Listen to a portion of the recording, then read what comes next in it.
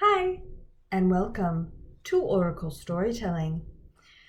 I'm Sarah of Sarah Wing Intuitive Arts, and welcome to the Lunar Eclipse edition, the Integration edition, the Quick Integration edition, Quick Change edition.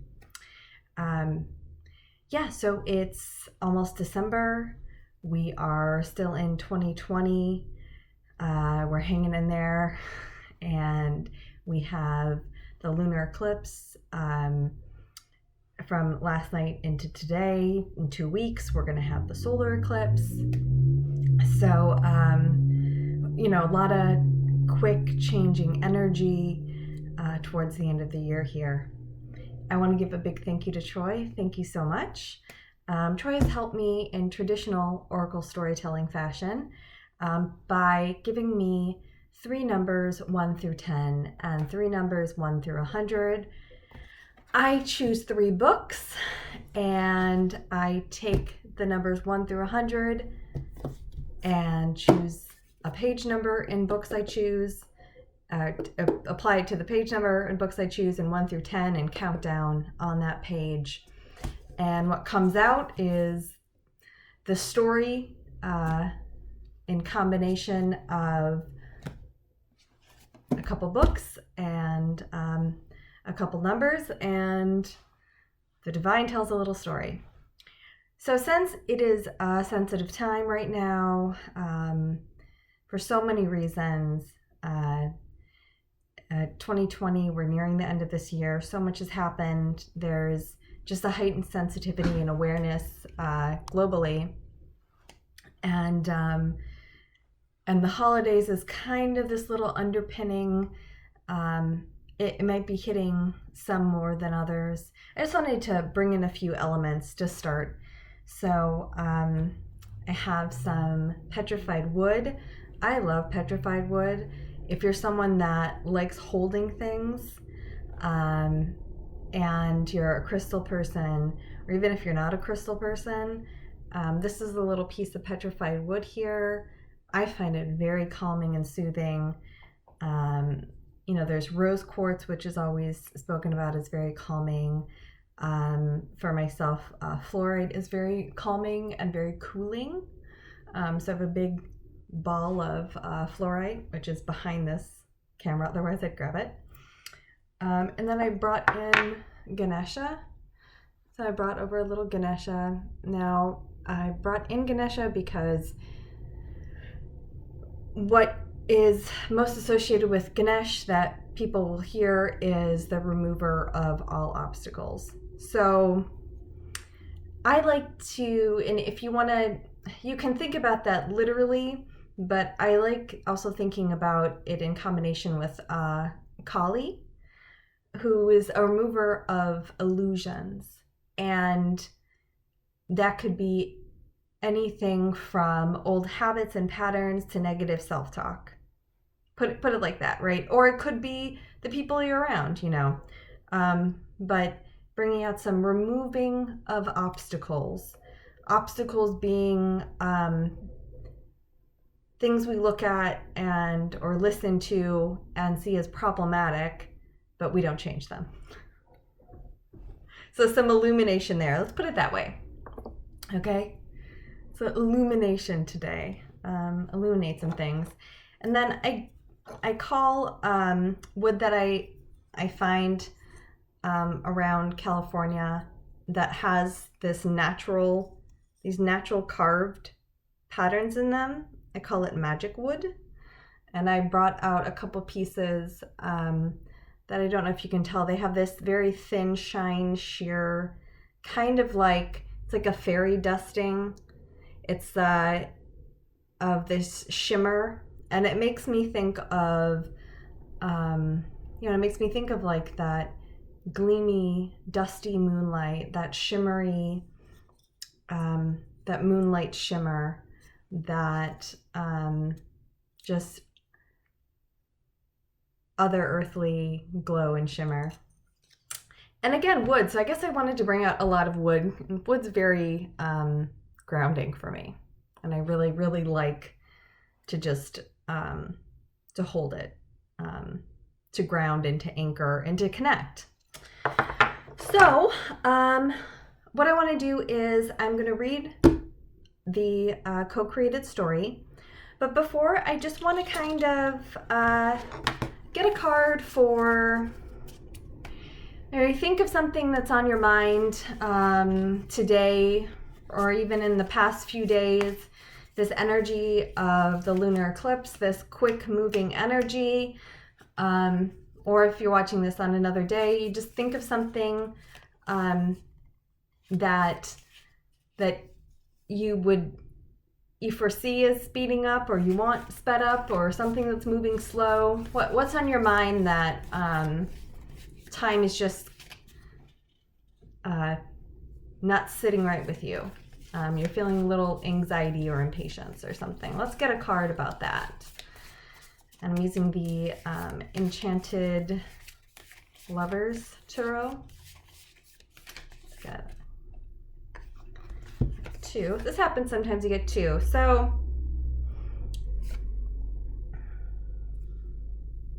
okay. Oh, I love this. Okay, this is great. So I'm talking about let's illuminate, how can let's illuminate the perceived problems. And this is gorgeous. Okay, so it's the Sun card. And even if you know nothing about tarot, ooh, it kind of looks like next to that painting, kind of looks like a second sun right there. So the Sun card, beautiful, bright, optimistic. The sun will come out tomorrow. It's not just a song, it's the truth.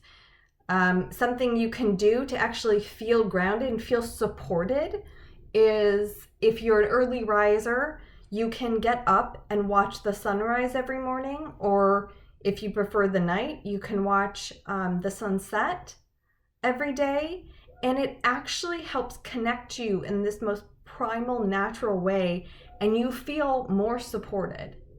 I've done this practice with sunsets because I naturally just rise early in the morning to watch the sun come up. I pull the covers over my head. So, and it works, it's you just every night you make an appointment with yourself and the sunset or the sunrise, and it does really aid you in a sense of support.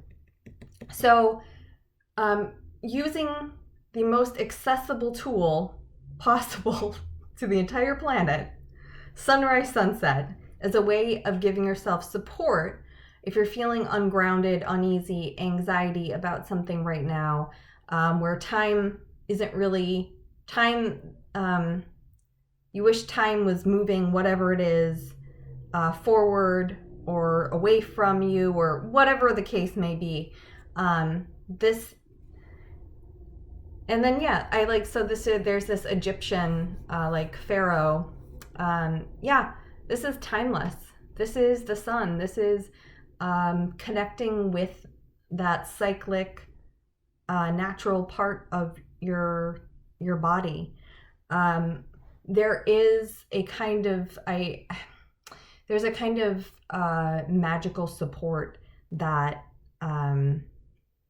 you sense, and it fills you with some greater connection when you daily watch the sunrise or the sunset. Okay, so beautiful. Great. Yeah, let's illuminate, because I think we're doing great already. We're already illuminating things. And I'll just pull a charm really quick too. So I have a little bag of charms.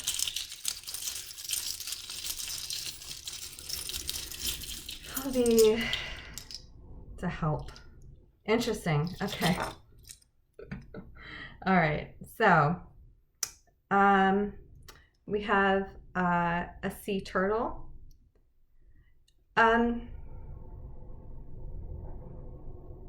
So I'll just let these kind of open. I'll leave these for open-ended interpretation here. And then we have a charm. Okay, so technically this is a character from a very long-running Supernatural TV show that just ended after 15 seasons. And this is a sea turtle.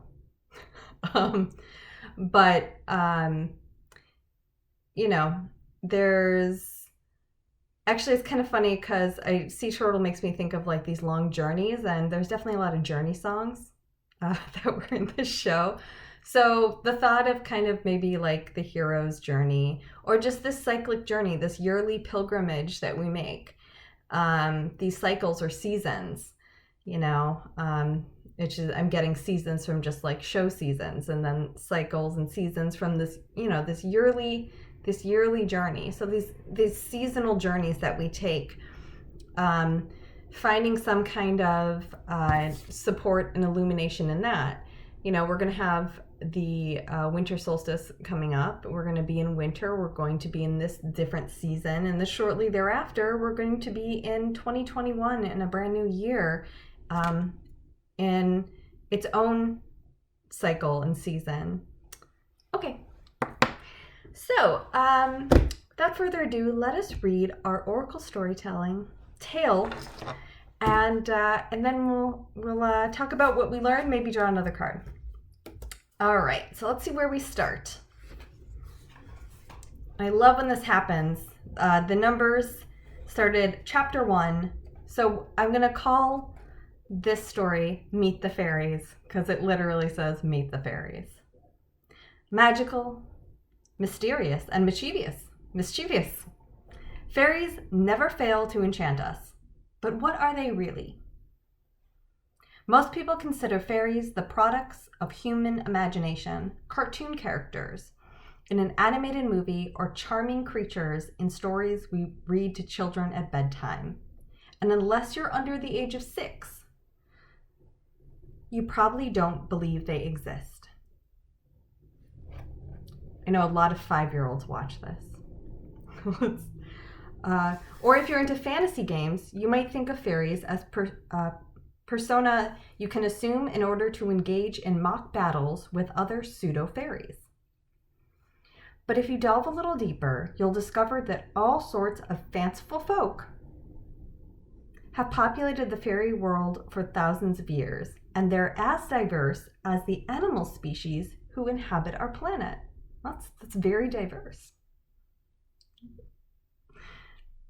In this book, we'll speak of them generically as fairies, but these wondrous beings go by lots of different names: elves, pixies, dwarves, and leprechauns, to name just a few.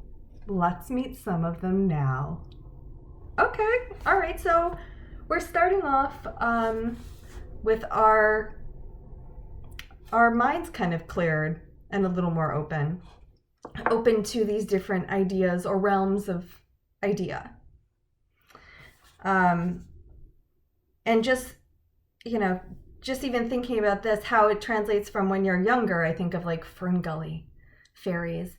When you're younger into adulthood, and they're mentioning like fantasy games, you know, maybe a character you choose, there's something very fairy about that character. Maybe it is just fairy of some fairy clan, or you watch movies that have, you know, some fairy themes in them. So let's meet some of them now. Let's see what our maybe more modern fairy sounds like. Should be interesting. We're meeting a fairy. Okay. This fairy is, quote, saying, "I felt that I wanted to move from Montreal. I saw some danger. The pivot was really this killing. Oh God. And that there was going to be a war. And I thought, I'm not going to wait for it. No, ma'am, I'm not going to wait for this war. I'm going to be smarter, and this time, I'm going to avoid it." This is great already. Problem solving. Look at this problem solving fairy right here. Beautiful. Not this time, war. I'm going to avoid you this time. I was asked to be the fashion director of Creed's, and he had, oh God, I'm going to butcher this name, Herb Ledger, Zandra Rhodes, designers that I was not able to do at Eaton's. So I had the opportunity to go to Europe to buy. And I said, okay, I'm going to do it. So not only is this person avoiding war the second time, learned the first time apparently, very fairy-esque. You think of fairy, you think of like, nobody that is like, fairies aren't shrinking violets, or any of these other terms, leprechauns, dwarves. These are like mythical characters. These are, these are stand out characters. These are not just run-of-the-mill plain Jane people. These are standout people. So I love that it's fashion design. This person is like engaging in this way that aligns with beauty, with making other people feel beautiful, bringing beauty to the world. And maybe that speaks to you. Maybe that speaks to part of you that has some creative energy pent up that you're not getting out, and that's creating more tension and frustration and anxiety because you have something beautiful to paint or sing or write or tell or whatever. And then it just says, she moved with her daughter to Toronto. Good on her. And maybe some of you are thinking about a move right now. I've done it twice this year. It's possible. You can do it. You can move and find a place during the pandemic. I'll tell you what. So if some of you are maybe in that position of fool me once, shame on you. Fool me twice, shame on me.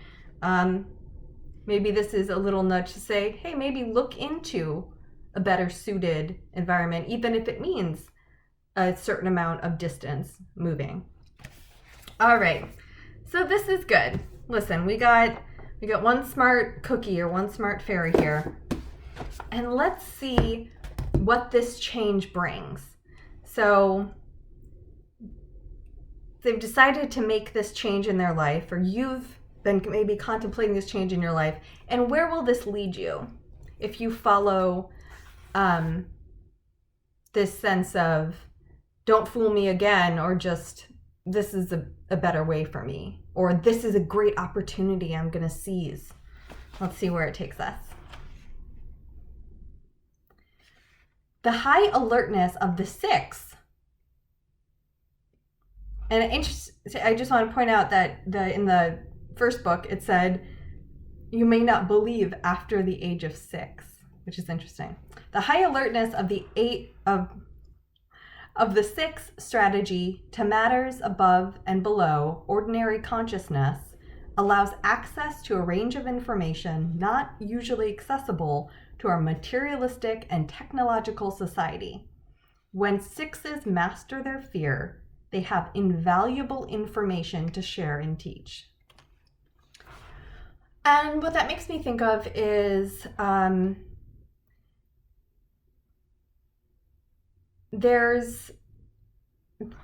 it makes me think back to the age of 6, and it makes me think the kind of creative ideas or things that we were open to or just believed existed for us in the world wasn't something that we were being informed by this materialistic or technology. It's kind of an innate self-informed knowing or confidence.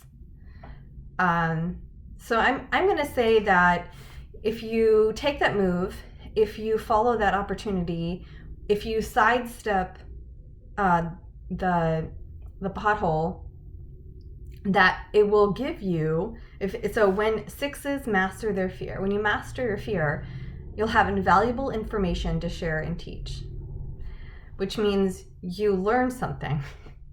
There's that poem, I forgot who it's by, where it's you walk down a street, you fall in a hole, you get back up. You keep walking down, and then you walk around the hole, then you keep going down the street, and you hop over the hole, you eventually fall, but you fall back in, or you walk around the hole, and the end of the poem is you walk down a different street. So the idea is like, it's kind of like doing the same thing over and over, and you're seeing it as you're tackling it from different ways, but you're still tackling and attaching your progress, this idea of progress or forward movement, to a problem. So you keep attacking the same thing over and over, instead of just choosing a new direction. Stop attacking that. It's kind of like stop walking down Danger Road and go down Easy Street. Like that. So yeah, I kind of feel like the number 6 has come up a few times. So I want to draw a card and kind of maybe inform us a little more about 6s. 6 has a lot of different meanings. So 6 can represent something, represent so many different aspects of your life, or in numerology, your birthdays, or have a lucky number, or it can be connected. It could be the age of your kid now, or your kitten now, or the age you were when you moved somewhere. Maybe if you're thinking about moving, maybe think back to like, when were you, where did you move when you were 6, or where were you living 6 years ago, or was there an opportunity that came up for you 6 years ago? See if 6, if there's a 6 connection, since it's come up a few times. Maybe a little more insight on that. Okay, well, I just got full body chills, and these cards don't want to separate, so let's see what's going on here. Interesting.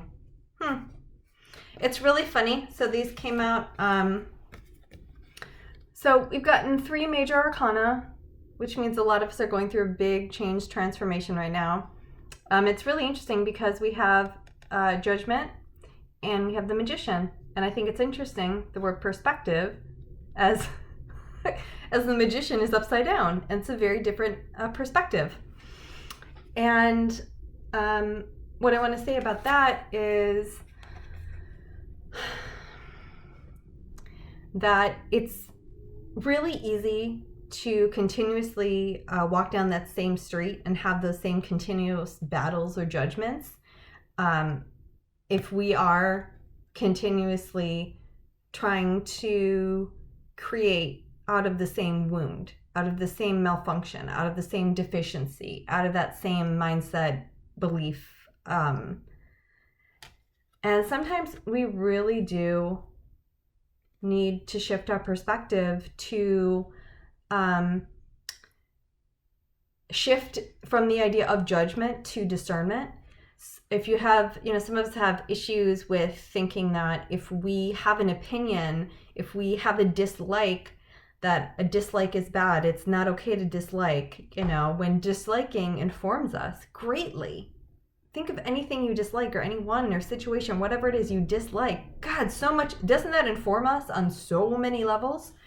So just that idea of really, and this is a big shift.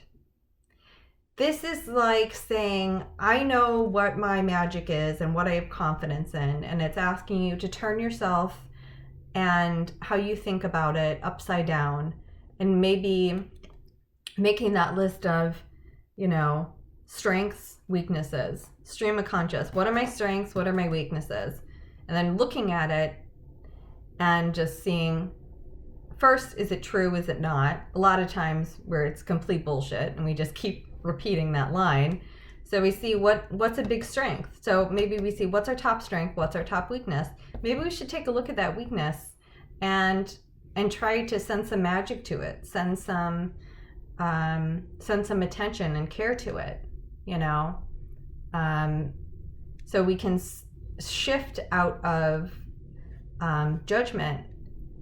And when we accumulate enough feelings of dislike, which we tend to attach to the things we think or we're less strong at, we can shift from judgment to discernment. We can go, I take all these dislikes, and now I'm going to utilize them to make changes in my life.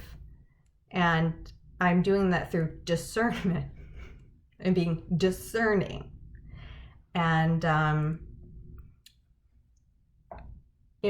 to quote a card that I'm looking at right now, it's an oracle card from Matt Kahn's oracle deck, mantra cards. It says, only I have to feel good about my choices. And I'm just repeating that for myself and for anyone else that possibly attaches to that message. It's something that you can definitely think and kind of meditate on. The more you kind of delve into and explore, really what is the problem, hence what is, the judgment. We can shift, and we can shift into being discerning where there really isn't a problem. It's just the next set of choices you need to make.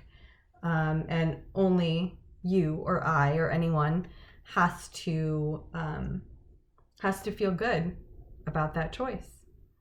And that's and I guess that's more of like that might be a little more beneficial for people who have had codependency issues of any kind.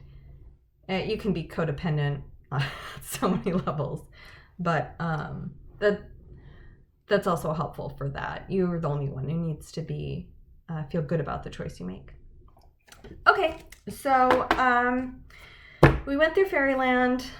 We started off in the best place ever, which is the sun and support. And I'll just mention it one more time. If it's something that you feel you are lacking and you don't know where to start, and you kind of, don't even want to talk to anybody about it, don't want to write it down, don't want to exercise it in any creative way, any anxiety or fear, put it out to the most reliable source of energy and everything else in the universe, and put it out to the sun and just sit with the sun. As the sun's not going to judge you. The sun's not going to, give you a hard time. It's going to rise and it's going to set, and it will help you feel supported. It will connect you. I promise you. Just give it a few days, give it a week, keep it going as long as you can. If the only place you can start is with, the tremendously powerful, extremely dependable, always there for you sun, then start there. All right, so I hope that was helpful. Happy lunar eclipse. Maybe I'll talk to you on the solar eclipse. And I hope that you make the most of December, and the most of rest when you can get it, and dreams when you dream them. And until next time, take care.